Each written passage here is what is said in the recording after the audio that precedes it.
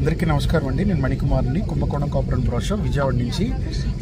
యాక్చువల్గా నేనైతే నేపాల్ వెళ్తున్నానండి, మెయిన్లీ ఫర్ టెంపుల్ విజిట్కి. సో అక్కడ నేను వజ్రబారాహి టెంపుల్కి, అలాగే పశుపతినాథ్ టెంపుల్కి, ముక్తినాథ్ టెంపుల్కి సో వెళ్తున్నాను అనమాట. మెయిన్లీ ఫర్ మెడిటేషన్కి, సాధన చేయటానికి. అలాగే వెళ్ళి నేను ప్రతి చోట టెంపుల్స్ అనేది నేను తీసి పెడతాను. సో మన సబ్స్క్రైబర్స్కి అలాగే నా ఫాలోవర్స్ అందరికి కూడా యూజ్ అవుతుంది భవిష్యత్తులో నేపాల్ రావాలనుకునే వాళ్ళకి. సో అలాగే చాలామంది మా కస్టమర్స్ అయితే కొంతమంది సాలగ్రామాలు కూడా అడిగారు. సో దాని గురించి కూడా అన్వేషించి నిజమైన సాలగ్రామాలు ఎవరైతే అడిగారో మా కస్టమర్స్ వాళ్ళకి అందించడానికి కూడా ప్రయత్నం చేస్తాను. సో ఇంకా నేపాల్ వెళ్ళిన తర్వాత మీకు ప్రతిదీ కూడా అప్డేట్ చేస్తానండి. హ్యాండేవ్ అనమాట. ఇక్కడ చూడండి, ఇక్కడ ఎంటర్ అవగానే Nepal the birth place of lord Buddha అని ఇక్కడ మెన్షన్ చేసింది. అలాగే ఇక్కడ ఎంటర్ అవగానే చక్కగా పీస్ఫుల్గా బుద్ధ ఒక స్టాట్యూ అయితే మనకి, ఆయన రాగానే ఆయన దర్శనం అయితే మనకు కలుగుతుంది అనమాట. రాగానే ముందు ఆయనే కనిపిస్తారు మనకి. సో ఇది యాక్చువల్గా ఇది ఇక్కడి నుంచి మనం బయటికి రాగానే బుద్ధ భగవాన్ మనకి ఇలా ఇక్కడ మీకు చూపిస్తున్నాను కదా, ఎయిర్పోర్ట్లో రాగానే ఇక్కడ గణపతి నేపాల్ స్ట్రక్చర్లో అనమాట. ఎంత అందంగా ఉన్నారో చూడండి ఒకసారి. సో ఇదే Pashupatinath temple entrance, main entrance. So ఇక్కడ మీకు చూపిస్తున్నాను, బయట ఆర్చ్ అది ఉంది కదా. ఇది గుడి అవుట్ సైడ్ సరౌండింగ్స్. అలాగే నేను ఇక్కడ కనుక్కుంటే లోపల ఉపాలయాలు అయితే చాలా ఉన్నాయి. వాసుకి టెంపుల్, కేదార్నాథ్, బద్రీనాథ్, సూర్యనారాయణ టెంపుల్, ఇలా చాలా టెంపుల్స్ అయితే లోపల ఉన్నాయి. అవి కూడా చూడాలి. చూపిస్తున్నాను కదా, మెయిన్ ఎంట్రన్స్ నుంచి మనం ఇలా లోపలికి వెళ్ళాలి. సో ఇక్కడైతే మనకి చెప్పల్ స్టాండ్ అవైలబుల్ ఉంటుంది. చెప్పల్ స్టాండ్ దాటిన తర్వాత ఇలా మెయిన్ ఎంట్రన్స్ నుంచి మనం ఇలా లోపలికి వెళ్ళాలి. సో ఇక్కడ చూస్తున్నారు కదా, యాక్చువల్గా ఈ ఆర్కిటెక్చర్ ఇవన్నీ కూడా మీకు ప్రతిదీ కూడా మనకి నేపాలీ స్ట్రక్చర్లోనే కడతం జరిగింది. కొన్ని అయితే రాక్స్తో ఉన్నాయి, కొన్ని అయితే చెక్కతో కూడా చేశారనమాట. సో అవన్నీ కూడా నేను క్లియర్గా చూపిస్తాను మీకు. సో ఒకసారి మీ గుడి బయట అంటే గోపురం అంటారు కదా, రాజు గోపురం అని మనం పిలుస్తాము, అలాంటి గోపురాన్ని అయితే నేను చూపిస్తాను. ఒకసారి చూడండి మీకు. ఇది రాజగోపురం. పైన పరమేశ్వరుడు ఉన్నాడు, ఒకవైపు గణపతి, ఇంకోవైపు సుబ్రహ్మణ్య, ఇద్దరు కొడుకులు ఉన్నారనమాట. ఇక్కడ సుబ్రహ్మణ్య స్వామి చూడండి మీకు ఎలా డిఫరెంట్గా ఉన్నారో. యాక్చువల్గా మన సైడ్ చూసే సౌత్ ఇండియన్ స్టైల్లో మురుగన్ని ఎలా చూస్తామో ఇక్కడ చూడండి వాళ్ళు ఎలా చూస్తున్నారు సుబ్రహ్మణ్య స్వామి. సో వాళ్ళ ఆర్ట్ అనమాట ఇది. అంటే సుబ్రహ్మణ్య స్వామిని వాళ్ళు ఈ రూపంలో చూస్తారు. అలాగే ఇక్కడ మహాగణపతి ఉన్నారనమాట. సో ఇద్దరు కొడుకులు ఇటువైపు అటువైపు ఉన్నారు. అలాగే ఒకవైపు చంద్రుడు, ఇంకోవైపు సూర్యుడు కూడా ఉన్నాడు మీకు ఇక్కడ చూడండి. సో ఏదైతే మీకు నేపాల్ వస్తున్నానని చెప్పానో, యాక్చువల్గా ఇప్పుడు నేను పశుపతినాథ్ టెంపుల్లో ఉన్నాను. సో ఈ టెంపుల్ యొక్క విశిష్టత అనేది మీకు కొంచెం చిన్నగా చెప్తాను. ఆల్రెడీ అందరికీ తెలిసిందే, బట్ మన సబ్స్క్రైబర్స్కి ఫాలోవర్స్ కోసం కొంచెం చిన్న కథగా చెప్తున్నాను. పురాణాల ఆధార ప్రకారంగా పురాణ గాథ ఏంటంటే, పశుపతినాథ్ స్వామి వెలవటానికి కారణం మెయిన్, ఆయన ఒకానొక టైంలో కైలాస పర్వతం నుంచి ఇలా భూమండలం మీదకి ఈ ఏదైతే ఈ నేపాల్ ఉందో ఈ పర్వత శిఖరాల్లోకి ఆయన రావటం జరిగింది. విడిది కోసం, అలసట తీర్చుకోవడానికి వచ్చినప్పుడు ఇక్కడున్న కొండ ప్రదేశాలు, ఇక్కడున్న వాతావరణం ఆయన్ని బాగా ఆకర్షించబడేటప్పటికి ఆయన ఇక్కడే ఉండిపోవాలని నిర్ణయించుకుని ఒక జంతు రూపమైన జింక రూపం తీసుకుని ఇక్కడే ఆయన తిరగటం మొదలు పెట్టారనమాట. సో పార్వతీదేవి పరమేశ్వరుడు లేక అమ్మవారు దిగులు పడి కంగారు పడతాం. అలాగే వెళ్ళి తన అన్న అయిన నారాయణ్ణి పరమేశ్వరుడు కనబట్టలేదని అడగటం. అలాగే నారాయణుడు ఆయన దివ్య దృష్టితో పరమేశ్వరుడు ఎక్కడున్నాడని చూసినప్పుడు, సో ఆయన ఇలాగా నేపాల్లో ఈ పర్వత శిఖరాల్లో ఇక్కడ ఉన్నట్టు ఆయనకి గోచరణ అయిందనమాట. వెంటనే నారాయణుడు తన చెల్లైన పార్వతీదేవికి, నువ్వు కంగారు పడమాకు, నేను వెళ్ళి తీసుకొస్తానని చెప్పి ఇక్కడికి వచ్చి పరమేశ్వరుడిని కైలాసానికి రమ్మటం అడగటం అనేది జరిగింది. పరమేశ్వరుడి నారాయణతో నాకు ఈ యొక్క అందం అంటే ఈ యొక్క ప్రకృతి అందాలు అనేది నాకు నచ్చినాయి, ఇక్కడ నాకు ప్రశాంతంగా ఉంది, సో నేను రానని చెప్పి వెళ్ళిపోతా ఉంటుంటే నారాయణుడు వెంటనే ఆ జింక కొమ్ముల్ని పట్టుకోవడం జరిగింది. వెంటనే ఆ జింక కొమ్ములు అనేది ఇక్కడ ఇరిగిపోయి పడిపోయి అవే మనకి లింగ రూపంలో అంటే పశుపతినాథ్ లింగ రూపంలో ఇక్కడ ఉద్భవించారనమాట. సో అప్పటి నుంచి ఇక్కడే ఉన్నారు. ఇంకోటి యాక్చువల్గా మీకు మనకి మోక్షాన్ని ఇచ్చే ప్రదేశాలు అందరికీ తెలుసు, 3 ప్రదేశాలు ఉన్నాయి. ఒకటి అరుణాచలం, స్మరించడంతోనే మనకి మోక్షాన్ని ప్రసాదిస్తాడు.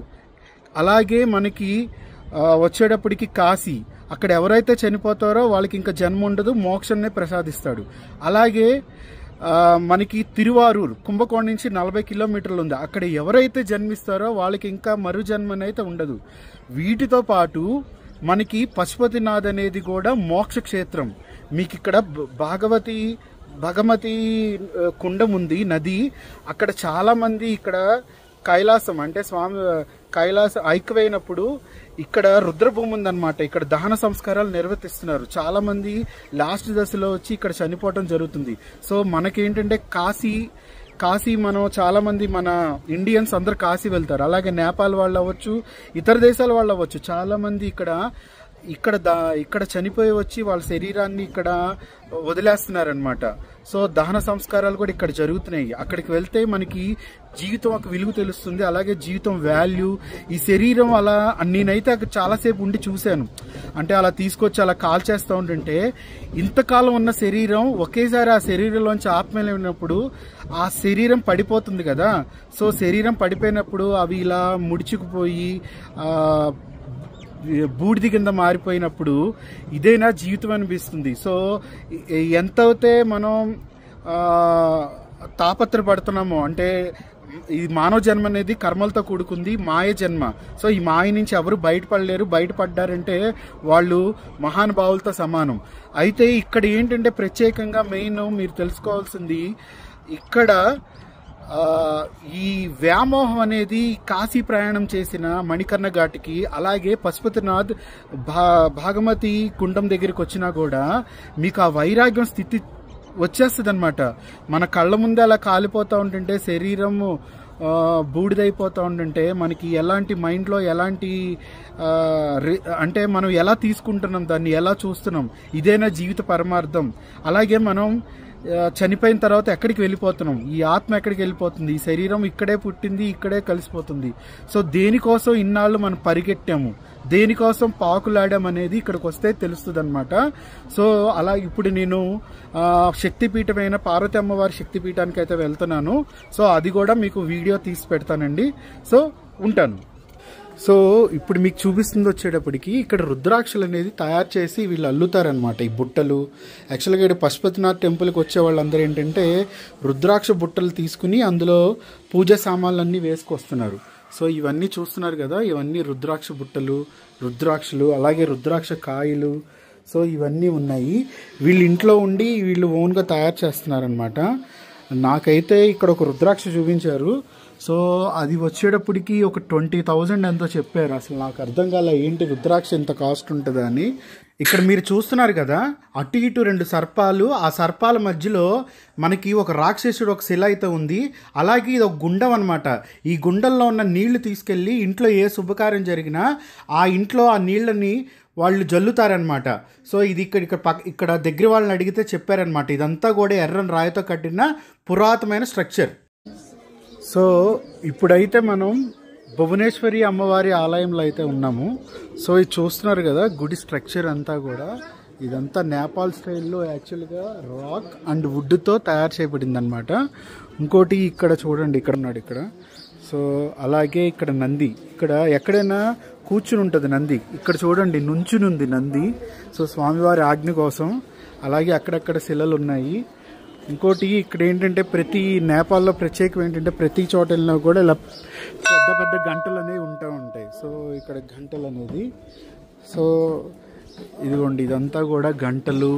ఆ ఆర్కిటెక్చర్ చూడండి, మీకు అంతా నేపాల్ ప్యాటర్న్లో యాక్చువల్గా వాళ్ళ సాంప్రదాయం ప్రకారం ఎలా కట్టారో ఇందులో చెక్కలతో కట్టినవి ఉన్నాయి, అలాగే రాక్స్తో కూడా కట్టినవి ఉన్నాయన్నమాట. ఇది పైన గోపురం. సో నేపాల్ వచ్చిన వాళ్ళు కంపల్సరీ పశుపతినాథ్ టెంపుల్కి వచ్చిన వాళ్ళు అటువైపు పశుపతినాథ్ టెంపుల్ ఉంటే ఇటువైపు వచ్చేటప్పటికి మనకి భువనేశ్వరి మాత అమ్మవారి టెంపుల్ అయితే ఉంటుంది, కంపల్సరీ చూడండి. ఇప్పుడైతే మనం గుహేశ్వరి అమ్మవారి ఆలయానికి వెళ్తున్నాము. సో వెళ్ళే దారిలో ఇలా మనకి పెద్ద పెద్ద మెట్లలాగా ఒక స్టేడియం లాగా కనిపిస్తుంది అనమాట. సో ఇదంతా స్ట్రక్చరు. అలాగే ఇక్కడ లోకల్ వాళ్ళు అమ్మవారిని గుజేశ్వరి అని పిలుస్తూ ఉంటారు. ఇప్పుడు మీకు చూపిస్తుంది వచ్చేటప్పటికి మనం అమ్మవారి అవుట్ సైడ్ వ్యూ అనమాట. ఇది అమ్మవారి గుడి బయట. ఇదంతా చూడండి, పురాతకాలమైన రాయితో కట్టిన స్ట్రక్చర్ ఇదంతా కూడా. అలాగే గుడి అవుట్ సైడ్ మీకు ఎంట్రన్స్ కూడా చూపిస్తాను. సో ఆ గుడి ఎలా కట్టారు, ఆ గుడి ఎంత దూరంలో ఉంది. అలాగే ఇక్కడ చాలామంది ఏంటంటే ఈ గుడి బయట నుంచి చాలామంది ఫోటోలు అయితే దిగుతున్నారు. సో ఇక్కడ చూడండి, గుడికి అటు ఇటు వచ్చేటప్పటికి ఒకవైపు గణపతి, ఒకవైపు కుమారస్వామి, ఇద్దరు కొడుకులు ఉన్నారు. అటు ఇటు 2 సింహాలు, పైన అమ్మవారి ఒక ముఖం. సో 2 నేత్రాలు ఉన్నాయి. అలాగే అమ్మవారి ముఖం అటువైపు ఒక డాకిని, ఇటువైపు ఒక డాకిని నృత్యం చేస్తున్నట్టు ఉంటుంది అనమాట. అలాగే ఇది ఎంట్రన్స్. ఈ ఎంట్రన్స్ ద్వారానే మనం పైకి వెళ్ళాల్సి వస్తుంది. ఇలా మనం మెట్ల దారి వెళ్ళాలి. మెట్లు వచ్చేటప్పటికి మనకి ఒక 30 నుంచి 40 మెట్లు ఉంటాయి అన్నమాట. ఈ మెట్ల దారి వెళ్తే పైకి కరెక్ట్గా మనకి గుడి అనేది అమ్మవారి గుడి అయితే మనకు వస్తుంది. అలాగే కరెక్ట్గా మనం 4:30 ఆ టైంలో ఉన్నాం కాబట్టి సూర్యుడు కరెక్ట్గా మనకి కెమెరా ముందు ఫోకస్ అవుతున్నాడు. చాలా చాలా బాగుంది. దగ్గర మీకు ఇప్పుడు చూపిస్తున్నాడు కదా ధ్వజస్తంభాలు అంటాము. ఆ ధ్వజస్తంభాలు 2 ధ్వజస్తంభాలు అయితే ఉన్నాయి. ఒక ధ్వజస్తంభం మీద నుంచుని సింహం అమ్మవారి వైపు చూస్తున్నట్టు, ఇంకో ధ్వజస్తంభం మీద 2 సింహాలు కత్తిని పట్టుకున్నట్టు. ఇది గుడి స్ట్రక్చర్ అనమాట. సో ఇంకోటి అమ్మవారి ఒక వాహనమైన సింహాలు కాబట్టి ఈ గుడి 4 దిక్కులో కూడా సింహాల విగ్రహాలు అనేది అవుతున్నాయి. అందులో నుంచున్న సింహాలు, కూర్చున్న సింహాలు, అలాగే కొన్నిటికి రంగులు అద్దిన సింహాలు, కొన్నిటికి రంగులు లేని సింహాలు, అలా రకరకాల సింహాల ఒక ఆకృతులు గుడి చుట్టూరుతూ ఉంటాయి. మన ప్రదక్షిణ మార్గంలో ప్రతి సింహాన్ని అయితే చూడొచ్చు. ఎందుకంటే అమ్మవారు సింహవాహిని కాబట్టి, ఇది శక్తిపీఠం కాబట్టి ప్రత్యేకంగా సింహాలకి చుట్టూరుతో అయితే చాలా మంచి డిజైన్స్ అయితే ఇవ్వటం జరిగింది. చాలా ఆకర్షణగా ఉంటాయి. సో ఇప్పుడు మీకు చూపిస్తున్న ఆలయం వచ్చేటప్పటికి ఇది ఇప్పుడు మనం సరస్వతి మాత ఆలయంలో అయితే ఉన్నాము. ఇప్పుడు మీకు చూపిస్తుంది వచ్చి సరస్వతీదేవి ఒక అమ్మవారి ఒక అక్కడ మీకు క్లియర్గా చూస్తూ ఉంటుంటే ఇక్కడ నెమలు ఉంది చూడండి అమ్మవారి ఎదురుగుండా. సో అలాగే ఒక పైన సింహం ఉంది. ఆ సింహం కూడా ఒక స్తంభం మీద, ఒక స్తూప స్తంభం మీద సింహం కూడా ఉంది. అలాగే మీకు ఇక్కడ ఆర్కిటెక్చర్ చూడండి ఇక్కడ ఎలా ఉందో. అంటే మనకి నేపాలీ ఆర్కిటెక్చర్ అనేది ఇలాగే ఉంటుంది. సో అలాగే ఒక హ్యాండ్ వర్క్ అవన్నీ కూడా చూడొచ్చు. ఇది చెక్కతో కట్టారనమాట, ఎప్పుడో పురాత కాలంది. సో ఆ స్ట్రక్చరు, వీటికి పెయింట్స్ అన్నీ వేస్తున్నారు. అలాగే ప్రతి గుడిలో మీకు చెప్పాను కదా పెద్ద పెద్ద గంటలు అనేవి ఇక్కడ ఉంటాయని. సో ఇవన్నీ చాలా చాలా పెద్ద గంటలు ఇక్కడంతా కామను. అలాగే అమ్మవారి గుడి ఎదురుగుండా అటు ఇటు 2 సింహాలు. అలాగే ఇంకా అమ్మవారి గుడి అయితే ఓపెన్ చేయలేదు. సో ఇదైతే మీకు వచ్చేటప్పటికి పశుపతినాథ్ టెంపుల్ నుంచి వెళ్ళే దారిలో ఉంటుంది అనమాట, రోడ్డు పక్కన. సో కంపల్సరీ ఇక్కడికి వచ్చిన వాళ్ళు సరస్వతి అమ్మవారిని కూడా తప్పకుండా మీరు దర్శనం చేసుకోండి. సో చాలా చాలా మంచి అనుభూతి అయితే పొందుతారు. అలాగే ఆధ్యాత్మికంగా చాలా బాగుంటుంది, ప్రశాంతంగా. ఈ వీడియో అయితే చాలా చాలా ఇంట్రెస్టింగ్గా ఉంటుంది. నేనైతే బస్సులోంచి వాళ్ళకి తెలియకుండా తీశాను. ఈ అఖాడ కుంభమేళా నుంచి వచ్చేసారు వీళ్ళు. అయితే వీళ్ళు నాకు బస్సులో పరిచయం అయ్యారు. నేను వాళ్ళతో ఫోటో కూడా దిగాను, అది పెడతాను. ఇక్కడ చూపించే పర్వతంలోకి నాకు తెలిసి ఈయన వెళ్ళిపోతున్నారేమో. ఈయన కోసం ఇంకో వాళ్ళు రిసీవింగ్కి వచ్చారనమాట. కరెక్ట్గా కరెక్ట్గా మీరు దారి మధ్యలో వీళ్ళు బస్సు ఆగి దిగిపోయారు. అది ఒక ఆయన సామాన్లు మొత్తం అంటే అక్కడి నుంచి వచ్చేసారు కదా వీళ్ళు కుంభమేళా నుంచి. సో వీళ్ళు ఈ రహస్యమైన ప్రాంతాల్లో దిగిపోయి ఎటు వెళ్ళిపోతారో కూడా తెలియదు. ఇది చాలా ఇంట్రెస్టింగ్. అయితే రోడ్లు అయితే చూపిస్తున్నాను కదా ఎంత ఘోరంగా ఉన్నాయో. యాక్చువల్గా ఈ రోడ్లో కనుక చూడండి, ఎదురుగుండా ఒక సుమో వస్తూ ఉంటుంటే మా బస్సును చూసి అది వెనక్కి వెళ్ళిపోయింది. అంటే ఒకటి వస్తే ఇంకోటి ఆగాలన్నమాట. అలాగే ఈ రోడ్లో కనుక మనం ప్రయాణించడం వల్ల బాడీ పెయిన్స్ అయితే మసాజ్ జరిగినట్టు మాత్రం బాడీ పెయిన్స్ పోతాయి, కానీ కొత్త పెయిన్స్ వస్తాయి, పాత పెయిన్స్ పోయి. సో అలాగే ఇతను డ్రైవర్, వీళ్ళిద్దరు డబుల్ డ్రైవర్స్, వీళ్ళిద్దరు చాలా సీనియర్స్. ఎందుకంటే మన లోకల్ వెహికల్స్ అనేది ఇక్కడ వేసుకురావటం చాలా కష్టం అండి. ఈ డ్రైవింగ్ అనేది వీళ్ళకి బాగా ఎక్స్పీరియన్స్ ఉంటుంది. సో వాళ్ళైతేనే ఇక్కడ డ్రైవింగ్ చేయగలరు. అలాగే ఎలా వెళ్ళాలి ఏంటి, ఇక్కడ ఏ టైంలో విజిబిలిటీ ఎక్కువ ఉంటుంది. సో ఏ టైంలో ట్రాఫిక్ అనేది తక్కువ ఉంటుంది, ఇవన్నీ కూడా వీళ్ళకి ప్రతిదీ ఈచ్ అండ్ ఎవ్రీథింగ్ ఉంటాయి. సో చాలా చాలా సీనియర్స్ అనమాట. మీకు ఇక్కడ చూపిస్తున్న రోడ్ ఇదంతా కూడా పౌడర్ లేసి చాలా చాలా ఘోరంగా ఉంది. అలాగే పెద్ద పెద్ద పర్వతాలు చూడండి, ఒక్కొక్క పర్వతాలు ఎంతంత హైట్ ఉన్నాయో ఇవన్నీ కూడా. సో స్వామివారి ఇంత దూరం ఆయన మన కోసం, లోక కళ్యాణం కోసం ఆయన ఇక్కడ వెలిసారు. సో ఇంత కష్టపడి ఆయన దగ్గరికి వెళ్తున్నాము ముక్తి కోసం. ఇప్పుడు నేను ముక్తినాథ్కి వెళ్ళే దారిలో ఉన్నాను. యాక్చువల్గా ఇక్కడ నుంచి మేబీ ఇంకో 3 hours పట్టచ్చు. సో నా వైపు మీరు చూస్తున్నారు కదా, పెద్ద పెద్ద పర్వతాలు. ఒక్కొక్క పర్వతం హైట్ వచ్చేటప్పటికి ఎన్ని వేల అడుగులు ఉంటుందో అన్ని వేల అడుగులు చెప్పలేమన్నమాట. అలాగే మీకు ఈ ఫ్రంట్ సైడ్ చూడండి, అటు సైడ్ అయితే కొన్ని హిమాలయ పర్వతాలు ఇవన్నీ కనిపిస్తున్నాయి. సో ఈ పర్వతాలు ఒక హైటు కొన్ని వేల మీటర్లు వస్తున్నాయి. అలాగే ఒక సైడ్ నుంచి మీకు సెలయేరు కూడా పారుతుంది. ఇక్కడి నుంచి వచ్చేటప్పటికి మీకు క్లియర్గా చూపిస్తున్నాను చూడండి. ఇదంతా సెలయేరు కూడా ఇలా పారుతూ వెళ్తుంది ఈ పర్వతాల్లోంచి. సో అలాగే ఈ మౌంటైన్స్, ఎటు చూసిన మౌంటైన్స్ అన్నమాట. మనం ఇదంతా కూడా ఒక చోట మౌంటైన్స్ లాగా ఉంది. ఇప్పుడు మనకి ఒక రోడ్డు లాగా కనిపిస్తుంది చూసారా, ఆ రోడ్డు ప్రయాణంగా మనం ప్రయాణించాల్సి వస్తుంది. సో ఇదే రకంగా ప్రయాణం చేస్తూ ఇంకో 3 hours వెళ్తే కానీ స్వామివారిని చేరుకోలేమన్నమాట. సో మీకు జస్ట్ ఇంచడానికి చెప్తున్నా. సో ఇక్కడ పోలీస్ ప్రోటోకాల్ అనమాట. ఇక్కడ ఎదురు బస్సు ఆపారు కదా, టూరిస్టులందరినీ వీళ్ళు ఫోటోలు తీసుకుంటున్నారు. అలాగే మన ఫామ్ అయితే ఫిలప్ చేయాల్సి వస్తుంది. సో ఈయన చూడండి, పోలీస్ డిపార్ట్మెంట్ వాళ్ళు వీళ్ళకి ఫోటోలు అవి తీసుకుని వీళ్ళకి కొన్ని ఇన్స్ట్రక్షన్స్ కూడా ఇస్తున్నారు. సో ఇక్కడ ఏం చేయాలి ఏంటి అనేది ఆయన వీళ్ళందరికీ ఇన్స్ట్రక్షన్స్ చెప్తున్నారనమాట. సో వీళ్ళ తర్వాత మా వెహికల్ ఆగింది కదా, సో మాకు కూడా సేమ్ ఇలాగే ప్రొసీజర్ అయితే ఉంటుంది. సో ఇప్పుడే మేము స్వామివారి గుడికి అయితే వచ్చాము. యాక్చువల్గా ఇంకోటి ఏంటంటే ఇక్కడ మన ఇండియా నుంచి వచ్చే వెహికల్స్ అన్నీ ఇక్కడ ఆపేయాలండి. సో ఇక్కడ నుంచి గుర్రాల మీద వెళ్ళాలన్నమాట. గుర్రానికి మనిషికి 400 అడుగుతున్నారు. సో అలాగే యాక్చువల్గా తిను వాళ్ళిద్దరు నాకు ఏంటంటే నన్ను యాక్చువల్గా ఒక ప్రాబ్లం అయింది బస్ డ్రైవర్ వల్ల. సో వీళ్ళు హెల్ప్ చేశారు మన ఇండియన్స్. వీళ్ళు మహారాష్ట్ర నుంచి కుంభమేళా చూసుకుని కాఠ్మండూ నుంచి వచ్చారనమాట. నాకు జంసంలో వీళ్ళు కలిశారు. సో వీళ్ళు హెల్ప్ చేయటం వల్ల నేను స్వామివారి దర్శనానికి అయితే వచ్చాను. సో చూడండి రోడ్డు ఎలా ఉందో. సో ఇసి తరఫ్ ఇలా రోడ్డు ఉందన్నమాట. సో ఈజీగా వెళ్ళిపోవచ్చు ఓపిక ఉన్న వాళ్ళు. ముసలి వాళ్ళు అయితే అలాంటి గుర్రం మీద వెళ్తే బాగుంటుంది. సో నేను పైకి వెళ్ళిన తర్వాత ఇంకా ఇన్ఫర్మేషన్ అనేది పూరా ఇన్ఫర్మేషన్ నేను ఇస్తాను. మౌంటైన్ చూడండి ఎలా ఉందో, పైన హిమాలయ పర్వతం ఒకసారి మీకు చూపిస్తున్నాను కదా. సో ఇది పైన అనమాట.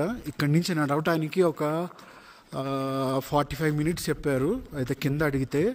సో అయితే మేము నడుచుకుంటూ వెళ్తున్నాము. దారిలో ఇక్కడ మనకి ఫుడ్ కావాలన్నా హోటల్స్ అవన్నీ కూడా ఇక్కడ అవైలబుల్లో ఉన్నాయి.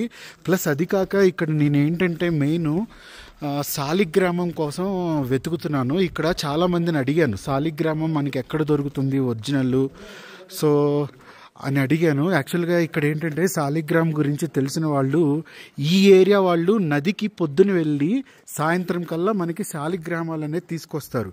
కొన్ని ఇక్కడ నకిలీ కూడా ఉంటాయి, అంటే సిమెంట్తో తయారు చేసే శాలిగ్రామాలు కూడా ఉంటాయన్నమాట. సో మనం జాగ్రత్తగా చూసి పర్చేస్ చేయాలి శాలిగ్రామ్ అనేది. సో నేనేంటంటే చాలామంది కస్టమర్స్ అడిగారు ఒరిజినల్ శాలిగ్రామ్ కావాలని. సో నేను దానికోసం స్వామివారి దర్శనం అయిన తర్వాత వెతికి ఒరిజినల్ శాలిగ్రామ్స్ అని అయితే తీసుకొస్తాను. సో వెల్కమ్ టు ముక్తినాథ్ క్షేత్రం. ఇది మెయిన్ ఆర్చ్ ఇది టెంపుల్కి. సో ఇక్కడ చూడండి, నేను ఇందులో చెప్పేది ఏంటంటే ఇక్కడ మనకి క్షేత్రంలో ఇక్కడ నారాయణుడు ఉన్నాడు. సో హిందూ క్షేత్రం. ఇక్కడ బుద్ధుడు ఉన్నాడు, బుద్ధ క్షేత్రం. సో ఇక్కడ హిందువులు బుద్ధువులు ఇద్దరు వస్తారనమాట. అలాగే కింద కలశాలు కూడా ఉన్నాయి చూడండి. సో మన హిందువులకి ఎంత ప్రాముఖ్యత ఉందో అలాగే బుద్ధుడికి కూడా అంతే ప్రాముఖ్యత ఉందన్నమాట. సో అక్కడ చక్రం, గద, కమలం, శంఖం, అమ్మవారి యొక్క నేత్రం, అంటే మా అమ్మవారి యొక్క ముఖం నుంచి పడింది కదా అమ్మవారి శక్తిపీఠం మార్గం. సో మీకు ఒకసారి ఈ మెట్ల మార్గం అన్నీ చూపిస్తున్నాను. మనకైతే పైకి ఉందన్నమాట, చాలా పైకి వెళ్ళాలి. నియర్లీ 330 స్టెప్స్ దాకా వస్తుంది. సో ఇలా మనం ఎక్కువ వెళ్తూ ఉంటుంటే చాలా చాలా బాగుంటుంది. ఈ యొక్క పర్వతాలు, ఈ పర్వతాల నుంచి వచ్చే గాలి చాలా చాలా మంచిది. మన బాడీలోకి వెళ్ళటం వల్ల బాడీ లైట్ వెయిట్ అయిపోతుంది అనమాట. నేను పొద్దున్నుంచి ఏం తినపోయినా కూడా చాలా ఫుల్ ఎనర్జీ వచ్చింది. సో తెలీదు, స్వామివారి కృప, ఆయన చూడాలని కాంక్ష. సో ఇక్కడ ఈ కొండలు ఇవన్నీ చూడండి. అలాగే గండకి నది కూడా ఉంది, అది కూడా మీకు చూపిస్తాను. ఫస్ట్ నేనైతే ఏంటంటే మీకు అన్ని ఎవ్రీథింగ్ ఒకసారి ఎలా వెళ్ళాలి ఏంటనేది చూపిస్తున్నాను అనమాట. అలాగే సాలగ్రామాలు వచ్చేటప్పటికి మనకి 2000 నుంచి లక్షల్లో వరకు ఉన్నాయి. ఈ గండకి నదిలోంచి ఆ లోపల నుంచి సాలగ్రామాలు అనేది ఆ పర్వతాల లోపల నుంచి ఆ నీళ్ళలోకి వెళ్ళి తీసుకొస్తూ ఉంటారు. ఒక్కొక్క సాలగ్రామం కొన్ని వందల సంవత్సరాలు, కొన్ని వేల సంవత్సరాలు, అలాగే కొన్ని 10 సంవత్సరాలు అలా నిలవ ఉండిపోతాయి అన్నమాట ఈ పర్వతాల్లో వచ్చే గండకీ నదిలో. సో ఆ సాలగ్రామాలు కూడా అందులో లక్ష్మీనారాయణ సాలగ్రామం, అలాగే జీవిత సాలగ్రామం, అలాగే మనకి నారాయణుడి సాలగ్రామం, శివ సాలగ్రామం, ఇలా చాలా ఉన్నాయి. సో మనం మెట్లు ఎక్కడానికి ఇంత ఇబ్బంది పడుతున్నాము, అలాంటిది ఈ పర్వతాల్లోకి వెళ్ళి సాలిగ్రామాలు సేకరిస్తున్నారంటే చాలా చాలా కష్టంతో కూడుకున్నది. రైతులు చూడండి ఎలా అయిపోయినాయో, మంచు గడ్డ కట్టినట్టు అయిపోయినాయి అనమాట. అసలు ఇక్కడ ఊపిరి కూడా అందట్లేదు, ఆక్సిజన్ లెవెల్స్ చాలా తక్కువగా ఉన్నాయి. ఇంకోటి యాక్చువల్గా కొంచెం ఓల్డ్ పర్సన్స్, అంటే కొంచెం 80 years 60 years దాటిన వాళ్ళు కొంచెం జాగ్రత్తగా రావాలి. సోలోగా రాకుండా ఎవరితోనే కలిసి రావటం మంచిది. ఇదే ముఖద్వారం అనమాట. మళ్ళీ నీ తర్వాత నెక్స్ట్ లోపలికి కూడా చూపిస్తాను.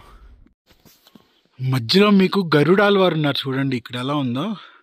మధ్యలో గరుడాల్వారు, అటు ఇటు వచ్చేటప్పటికి మీకు 4 సింహాలు ఉన్నాయి.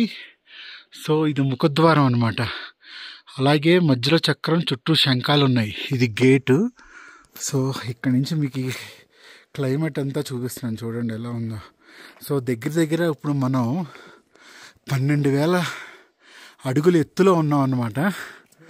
సో ఈ గంటలు టైం ప్రకారం మోగుతాయి అన్నమాట ఇది. సో ఇప్పుడైతే మనం అయితే లోపలికి అయితే వెళ్తున్నాం స్వామివారి దర్శనానికి. ఇక్కడ ఆర్కిటెక్చర్ ఇలా ఉంది కదా, ఇక్కడ చూడండి తిరుమల తిరుపతి దేవస్థానం వాళ్ళు మనకి అలిపిరి దగ్గర పెడతారు కదా. సో సేమ్ ఆ రకంగా ఇక్కడ స్తూపం అయితే పెట్టారనమాట. ఇక్కడ ఇది చూడగానే నిజంగా తిరుమల తిరుపతి వచ్చేసినట్టుంది, అలా ఉంది. అలాగే ఇక్కడ గంటలు ఇవన్నీ కూడా మీరు చూడొచ్చు, ప్రతిదీ కూడా. అక్కడ చూడండి నీళ్లు దారొచ్చి ఆ నీళ్లు ఐస్ క్యూబ్స్ లాగా అయిపోయినాయి, ఐస్ ముక్కల్లాగా అయిపోయినాయి. అంటే దాన్ని బట్టి మీరు క్లైమేట్ అర్థం చేసుకోవచ్చు. మనం డీప్ ఫ్రిడ్జ్లో వాటర్ పెడితే ఎలా అయిపోతాయి క్యూబ్స్ కింద, అలా అయిపోయినాయి అనమాట. అలాగే ఇక్కడ చూడండి చాలా పెద్ద పెద్ద గంటలు అనమాట. మీకు చెప్పాను కదా ఇక్కడ గంటలు ఎక్కువ ఉంటాయని. సో శబ్దం చూడండి ఎంత బాగా వైబ్రేషన్ ఉందో. అలా ప్రతి చోట ప్రతి 2 అడుగులకు ఒకటి మనకి గంటలు కనిపిస్తూ ఉంటాయి. సో ఇవే 108 గోముఖ కుండాలు.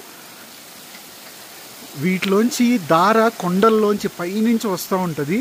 సో ఈ గోముఖ కుండాల్లోంచి వచ్చే 108 గోముఖ కుండాల నుంచి వచ్చే దార అనేది మన ఒంటి మీద పడిన ఎంతో శక్తివంతమైంది, ఎంతో ఆరోగ్యమైంది, ఎంతో అద్భుతమైంది కూడా. సో ఇలా 108 గోముఖ కుండాలు అయితే ఉంటాయి. సో ఇక్కడ చూడండి వాటర్ వచ్చేసి మీకు ఇక్కడ మంచు అయిపోయింది ఆ వాటర్. సో ఇక్కడ చూసారా మంచు కుండలాగా ఎలా అయిపోయిందో, ఆ వాటర్ వచ్చేసి ఇక్కడ స్టే అయిపోయి. సో ఇది గోముఖ కుండాలు. ఇప్పుడు నేను స్నానం చేయడానికి వెళ్ళబోతున్నాను. అలాగే ఈ వాటర్ అనేది నేను పట్టి మా కస్టమర్స్కి, మా స్టోర్కి వచ్చే కస్టమర్స్ అందరికి కూడా నేను ప్రసాదంగా అందజేస్తాను మ్యాక్సిమం నేను పట్టుకుని. తర్వాత ఇది స్వామివారి మందిరం అనమాట. ఇప్పుడు యాక్చువల్గా ఇప్పుడు క్లోజ్ చేస్తుంది, క్లీనింగ్ జరుగుతుంది అనమాట. సో దీని తర్వాత మేమైతే దర్శనానికి వెళ్తాం. ఫస్ట్ స్నానం చేసిన తర్వాత ఈ గోముఖ కుండాలు వచ్చేటప్పటికి 108 ఉంటాయి. ఈ 108 గోముఖ కుండాలు 108 అష్టోత్తరాలకి అలాగే ప్రతీక. అలాగే 108 దివ్య తిరుపతులకి ఇది ప్రతీక అనమాట. సో ఈ 108 గోముఖాలు అనేది చాలా పవిత్రమైనవి. వాటర్ చూడండి ఎక్కడి నుంచి వస్తుందో కూడా తెలియట్లేదు. సో ఇది మన ఆధ్యాత్మిక రహస్యం, ఇదే మన సనాతన ధర్మం. స్నానం అయితే చేశానండి, అసలు మునిగిపోతుంది అనమాట. చేయి చూస్తే మంచి గడ్డలాగా అయిపోయినాయి. సో చాలా ప్రశాంతంగా ఉంది స్వామివారి దయ. ఎందుకంటే నాకు చలిని తట్టుకునేంత శక్తి లేదనమాట, ఆ శక్తి దేవుడే ప్రసాదించాడు. సో జైబోలో ముక్తినాథ్ ముక్తినారాయణ్ శోకేశ్వాయ నమః. ఇది ఎవరైనా హెలికాప్టర్లో వస్తే ఇక్కడ హెలికాప్టర్ ప్యాడ్ ఉందనమాట, ఇక్కడ హెలికాప్టర్ ఆగుతుంది. సో ముక్తినాథ్లో హెలికాప్టర్ వచ్చిన వాళ్ళకి ఇక్కడి నుంచి పైకి నడుచుకుంటూ వెళ్ళాలి మీరు. సో ఎవరు వచ్చినా హెలికాప్టర్లో ఇక్కడ ఆగి ఇక్కడి నుంచి నడుచుకుంటూ వెళ్ళాలన్నమాట. యాక్చువల్గా కొండలో చిన్న రూమ్ పెట్టుకుని ఇక్కడే ఉంటున్నారనమాట. ఈయన పేరు శనిదేవ్. ఔర్ జీ ఆప్కా బాబా భాస్కరం. ఇక్కడే చక్కగా భాస్కరాం ఇక్కడే రోటీలు కాల్చుకుని మాస్క్ ఇక్కడే రోటీలు కాల్చుకుని వీళ్ళు ఇక్కడే ఇక జీవితం ఇక్కడే స్వామివారి సన్నిధిలో ఇక్కడే ఉంటున్నారనమాట. సో వీళ్ళకి ఎంత అదృష్టమో కదా.